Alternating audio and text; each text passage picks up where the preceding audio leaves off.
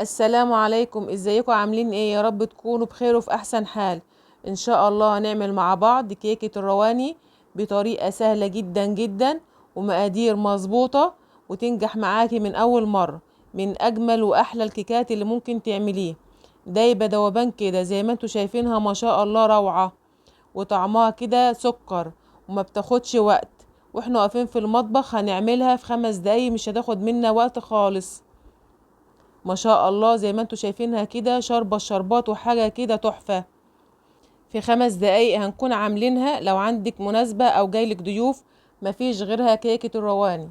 من اجمل الكيكات اللي ممكن تعمليه. دي بقى من جمالها تخلص في ساعتها.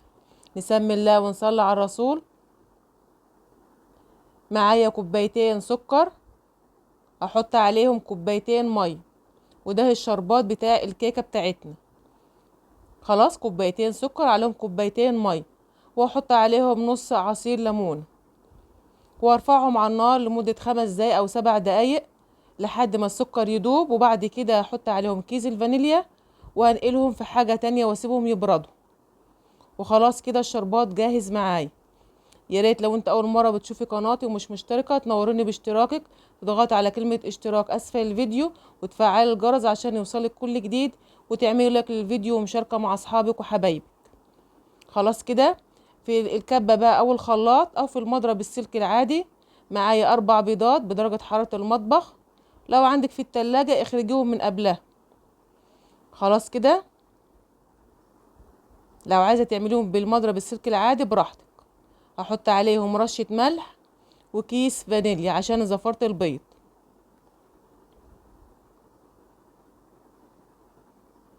وهشغل عليهم حوالي كده دقيقة او دقيقتين.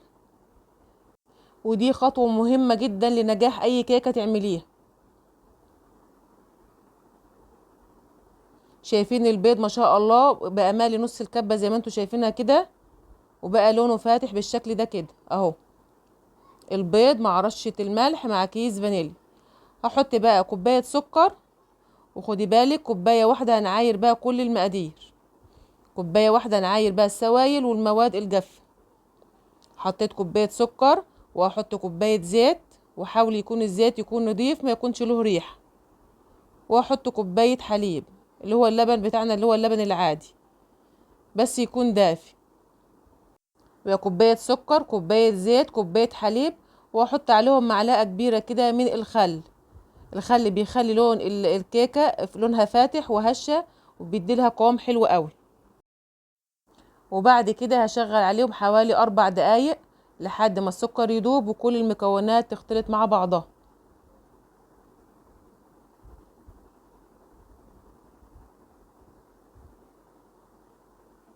وكمان عايزة الخليط يكون لونه فاتح زي ما هتشوفيه معايا دلوقتي كده. وبعد كده حطيت بشر يوسفندي او اللي هو السفندي بتاعنا العادي. لو ما عندكيش يبقى اعملي بشر برتقانه، بتفرق قوي في طعم الكيك. اللهم صل على محمد. وبعد كده هنقلهم في طبق تاني. شايفين الخليط بقى لونه فاتح. وبعد كده بقى معايا كوبايه ونص من الدقيق. اعيرهم بالكوبايه كده. عايزه الكوبايه تكون ممسوحه، ما نكونش مكبسينها ولا تكون هرميه. اهو عايزاها تكون ممسوحه. وضروري ان احنا ننخل الدقيق عشان لو في اي شوائب ولا حاجه يكون الدقيق معانا نضيف. فضروري ننخله. هحط قد ايه دقيق؟ هحط كوبايه ونص. وخدي بالك كوبايه واحده اللي عايرتي بقى كل المقادير، المواد السائله والمواد الجافه. دخلت كوبايه ونص دقيق. وبعدين هقلبهم بقى بالمضرب السلك العادي لحد ما الدقيق كده يختفي معايا مع السوائل.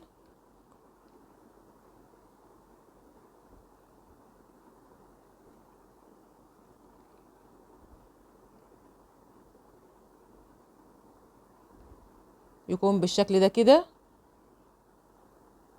وبعد كده ادام حطينا دي بحط كيس البيكنج باودر، او تحطي كيس كيك شيف. يعني الكيس ده بيبقى حوالي معلقه كبيره. وبعدين هحط كوباية جوز هند اللي هو الناعم، لو عندك خشن اطحنيه، وبالمضرب هقلبهم كويس قوي كده. ريحة جوز الهند في الكيكة دي بجد بيديلها طعم في منتهى الجمال.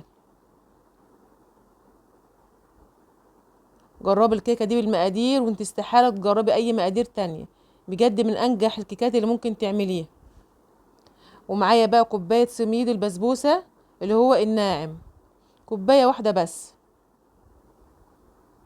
وخدي بالك كوباية السميد انا حطيتها اخر حاجة خالص. ليه بقى؟ لان السميد من النوع اللي هو بيشرب السوائل، فبنحطه اخر حاجة، وده بيكون قوام الكيكة معايا. جبت صينية، دي الصينية اللي هي الوسط في طقم الصواني الألمونيا، هحط فيها كده مسحة زيت حلوة، معلقة زيت حلوة كده هوزعها فيها من الأرضية كده ومن الجوانب. لو عايزة تحطي سمنة مفيش مشكلة. وطبعا قبل ما أبدأ عمايل في الكيكة كنت مولعة الفرن، لازم يكون الفرن يكون ساخن مسبقا. نزلت كل الخليط وخبطة كده زي ما انت شايفاه، وبعدين هدخلها الفرن. واول ما تطلع من الفرن هسيبها 5 دقايق بس تبرد، تهدى بس معايا 5 دقايق مش اكتر. وبعد كده هنزل عليها بالشربات اللي احنا عملناه. شايفين ما شاء الله حلوة جدا وبتشرب الشربات. وما بنزلش بالشربات كله مرة واحدة، يعني بحطه نصه وبصن دقيقة كده ولا حاجة، وبعدين بحط بقية الشربات. مقدار الشربات اللي عملناه مع بعض ده مظبوط جدا للصينية دي، اللي هو كان عبارة عن كوبايتين سكر وكوبايتين مي. اهو صنيت شوية كده، وبعدين هنزل بقية الشربات.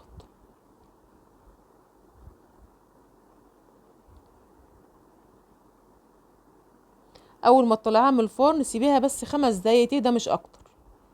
وطبعا التسوية مسويها في الرف اللي في النص على درجة حرارة تكون اقل من متوسط. خلاص كده بنولع الفرن من تحت بس، وبتاخد معايا حوالي من 30 دقيقة ل 35 دقيقة مش اكتر. وبعد ما بردت شوية معايا قطعها بقى بالحجم اللي انت عاوزاه. وعشان تكسر معايا اللون احط عليها شوية جوز هند. لو مش حابة تحطي خلاص.